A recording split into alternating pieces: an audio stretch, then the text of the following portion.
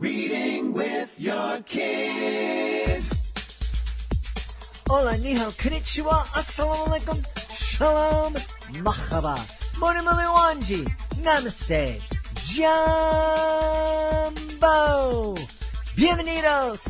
Hi, my name is Jed Lee, and this is the Reading with Your Kids podcast. We are coming to you from the beautiful neighborhood of Reedville in the southwest corner of Boston, Massachusetts.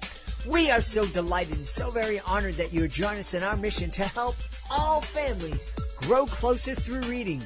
Please be sure to tell all of your family and friends about the show. Please be sure to subscribe to the show on the iHeartRadio app, on Spotify, Apple Podcasts, Amazon Music, Stitcher Radio, wherever you find your podcast.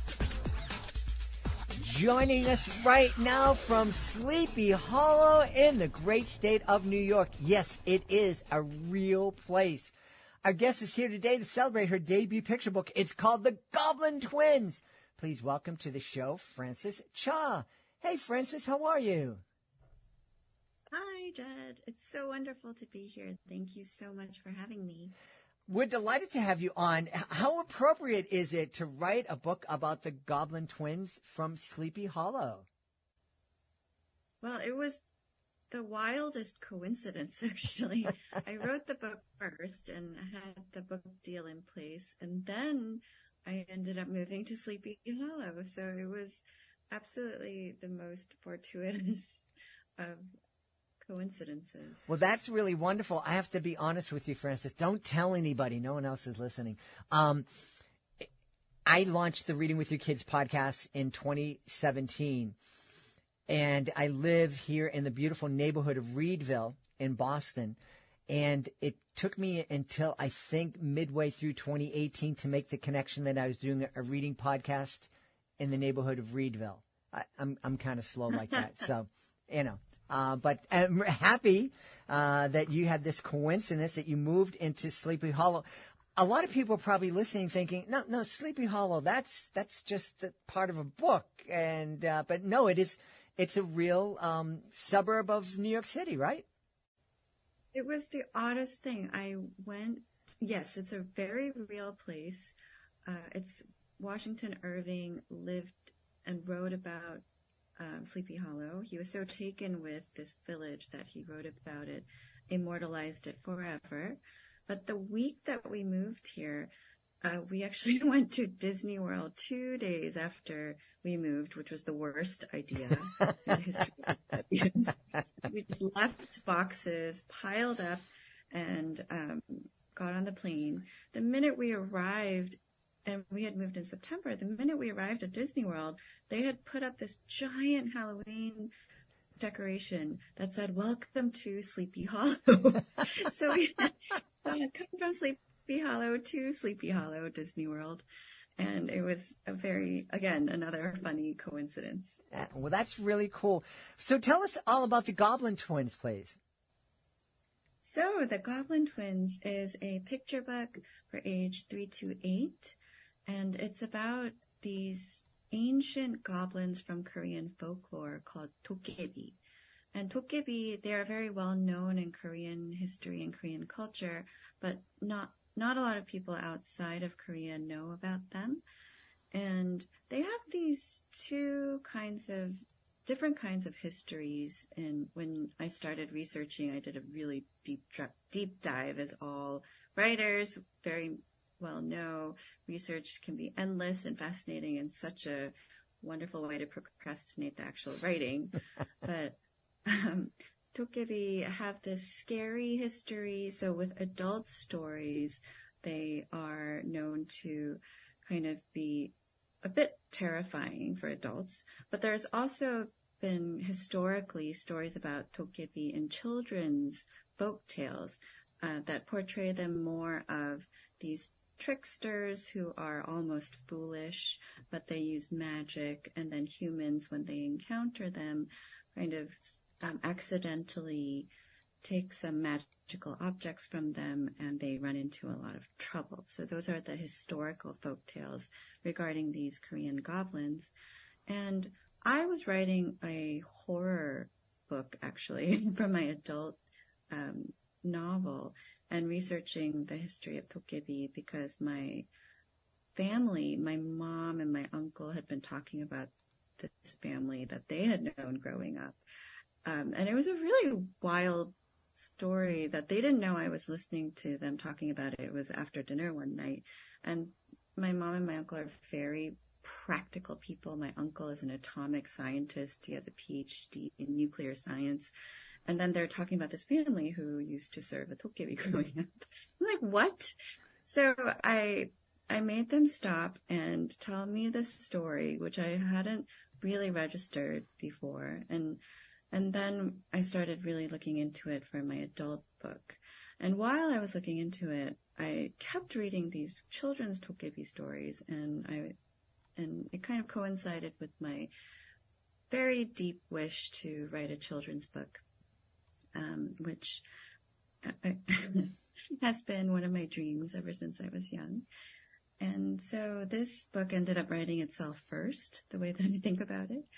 And it's about two little Tokkebi brothers who are 600 years old.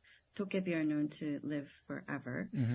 And they've run into a lot of trouble over those 600 years. One of them loves reading and is an introvert, likes to stay home and read the 3 books that he has at home.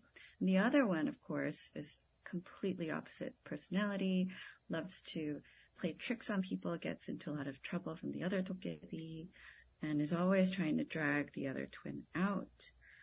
And one day they discover that their abandoned house that they live in is turning into a mall because we have come into present day Korea. And they decide to move because they have no choice, actually.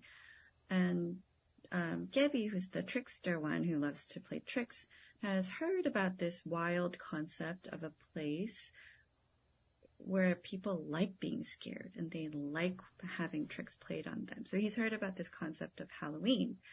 And so he is trying to persuade Tokki to go to this strange land where they like being scared. And Tokki, who loves reading and is very shy and wants to stay at home, doesn't want to go. But then he decides to kind of take the leap of sacrifice for his twin, who he doesn't want being alone in this strange land. So they end up stowing away on a plane, hopping to New York City, contemporary New York City, and they're going around New York City and getting into some scrapes and setting themselves up for Halloween. So that's kind of where I'll stop. But it starts out in Korea and then ends up in contemporary New York. Wow, what a cool story. Thank you so much. Yeah. What is it about writing a kid's book that made it so that you dreamed about writing kids' books? What was that drive in you? Oh my gosh, kids' books. I moved around so much when I was a child. I was born in Minnesota. I lived in Texas. Then we moved to Hong Kong, where I attended a British school. Then we moved to Korea, where I attended a public Korean school. Then I went to New Hampshire for high school. So all along the way, I was always the new kid, which is so, for an introverted person is a difficult thing to be. And like so many other children who feel alone, books were my absolute best friends.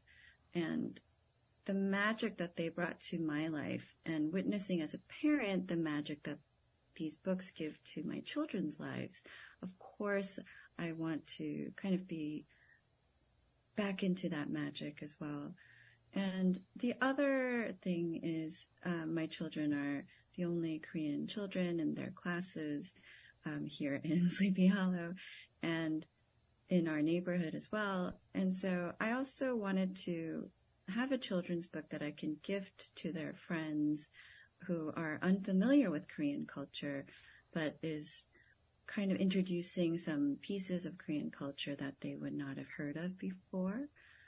And the other part of the children's book that I love as a parent now is when they have these kind of split level jokes in there, that jokes that the parent reading get, because it's kind of a parent joke embedded in there that the child doesn't necessarily get, but the child is laughing at other things that are kind of more blatantly funny and more, humorous from a child's point of view. And I always deeply appreciate those books when I'm the one having to read the same book, over and over and over again, because my child is asking me.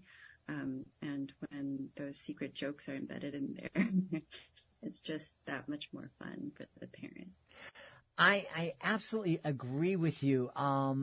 As somebody who's been performing for kids for 30 years, there are lots of moments in my show that kind of just go right over the kids' head and kind of go over some of the young teachers' heads too. But there's always somebody in the back of the auditorium that I think one of the most fun times I have is when there's like only one or two people in an audience of 300 that get a joke. And they get it hard. Right. It's silence except for the, two people in the back, and they're splitting their guts laughing about it. And like, to me, that's like perfect. I love it. Exactly. And when they're watching or reading and I get a joke, then I start laughing hysterically. Yeah. That's another added bonus of the joy of parenting. Mm-hmm. Absolutely. Hey, one of the things I love about this is that we're introducing, through the Goblin Twins, we're introducing kids to a little bit of Korean culture. And, as someone who, my beautiful wife is, her family's originally from Puerto Rico, and I know before I married her, I was like a lot of folks, and it's like, oh, you're Spanish, Latin America, that's all like the same thing. It's like everywhere you go in Latin America, it's the same. You guys eat the same foods and listen to the same music. And that certainly is not true. And it certainly isn't true when we're talking about our brothers and sisters from Asia. Asia is such a huge place, and the cultures are so very, very different and diverse. Yes, absolutely. And Tokkebi are not really known to the other Asian countries because they have their own folklore and their own kind of mythical creatures very specific to their country. Yeah. How important was it for you to kind of share that part of you? I know you were talking about, with your kids' friends and them being able to see a little bit about that. What about the rest of the world being able to share that part of your culture with kids in Boston and Texas and all over the world? Absolutely. As a reader, I think such a joy of reading is learning about, other places and that escapism, as well as learning through books. And I always appreciate books set in other settings that are unfamiliar to me. Growing up in Korea, and I was reading about stories in English set in, all over the West. Of course, felt very much so interesting, very familiar in the unfamiliar. And I hope that this will do the same for readers who are unfamiliar with Korea as well. Yeah. And in the author's note at the end, I kind of delve into the history of Tokkebi and talk about the history of it dates back to the Goguryeo dynasty, which is about 37 BC to around 660 BC, 660 CE. So it's very, very old. Mm-hmm. And you see these kind of depictions of them throughout Korean artifacts and temples and historical structures. So it's, you see what you know, and even after delving into research, I felt like it brought a new level of understanding for me whenever I go home to Korea, which is every year. Yeah. We love the fact that books can be mirrors and windows and sliding glass doors, and I certainly understand the importance of a book being a mirror and allowing kids to see themselves portrayed positively in the pages of a book. But I love celebrating the fact that books can give every kid a chance to look in and see another culture, to see their neighbors, and to understand that they might eat different food and speak different languages and look different. But bottom line is we're all part of one beautiful human family. Exactly. Yeah. So you were also mentioning that you also write books for adults. Can you tell us a little bit about that? My debut novel is called If I Had Your Face. That was released from Valentine in 2020, right at the beginning of the pandemic. It was April 2020. So it was at a time where all the bookstores were closed. We had, it was the worst part where everyone was terrified, not able to leave the house. And of course, it had taken 10 years for me to get to that point of publishing. It took 10 years from first words on the page to actual publication. And it was so devastating when it came out. So this time around, I'm actually getting to go to physical stores. I'm having a picture book launch tomorrow, actually, in New York City at McNally Jackson. So I'm so excited and terrified because I don't know what to expect. Never had a physical book launch before, and I'm really looking forward to that now. And my adult book is also set in Korea and in New York, but it's a lot darker. It deals with very, very dark themes. So I love being able to kind of bounce off of each path, and I think the two different energies feed each other. When I'm trying to create and getting stuck in one, I go to the other, and that just replenishes my creative energy. What are you planning on next? Are you going to be focusing on writing more children's books, writing for adults, or just continuing to write whatever comes into your mind? I will continue both. I'm working on, so the sequel to the Goblin Twins comes out next year. Again, it's going to be called The Goblin Twins Too Hard to Scare. And that goes into them, and it's, again, an inside joke about how difficult it is to scare grown-ups versus the kids that notice. And that's also about siblings kind of sacrificing for each other, while the book itself is hopefully funny. And Jamie Kim, the illustrator, has done these just such amazing illustrations. I'm having so much joy in opening, it's beyond what a writer can imagine, what the illustrator brings to the page. Every time my jaw just drops to the floor. And my adult book I'm working on is sci-fi, kind of focused on the near future. It's set on a remote island in Korea and in the metaverse. And Korea is it's a very futuristic place. They're always at the cutting edge of every technology right now. So whenever new technologies come out, I think that they really adopt it very quickly. And going there, it's almost like going a little bit into the future every time I go. Mm-hmm. And so this is a bit more in the future, but in the near future. Yeah. So that's also for Valentine. Wonderful, wonderful. When you mentioned sci-fi, I feel like I'm living in the sci-fi stories that I grew up with. It's crazy the idea that I have this thing that I keep in my pocket that I can use to actually see somebody on the other side of the world. That they didn't even have that on Star Trek. Oh my gosh, they didn't have it. Even in college, I'm trying to explain. I teach as well, trying to explain to my students that I didn't have a phone, things like that. They're kind of flabbergasted. I'm sure. Hey, I'm wondering, Frances, before we say goodbye, being in Sleepy Hollow, is it giving you any more inspiration for spooky stories or spooky characters?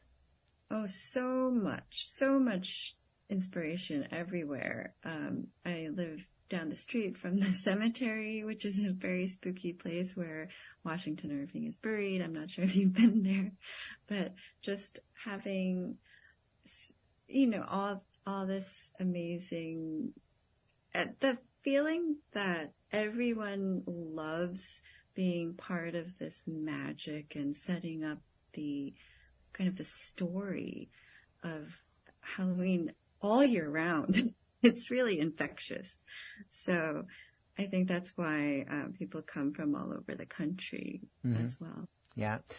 Those are the my daughter lives in Salem, Massachusetts, and they have similar experience. So I completely understand.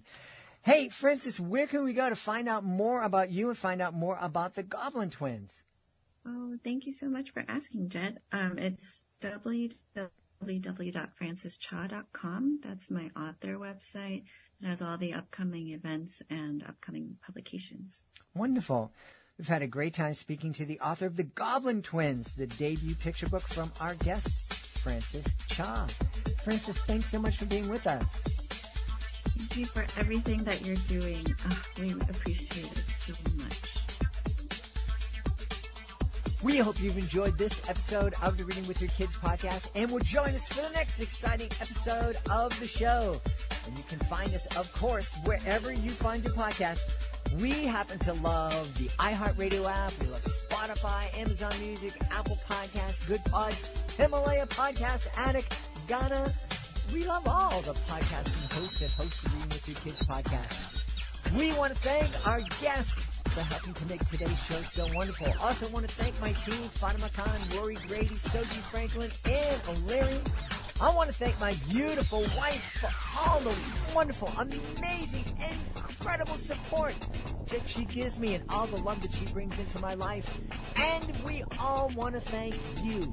Thank you so much for taking the time to join us today. And as always, thank you so very much for taking the time to bring love and joy and happiness to the world, making it a better place. And you do that every time you read with your kids. I'll be looking for you in the next edition of the Reading with Your Kids podcast.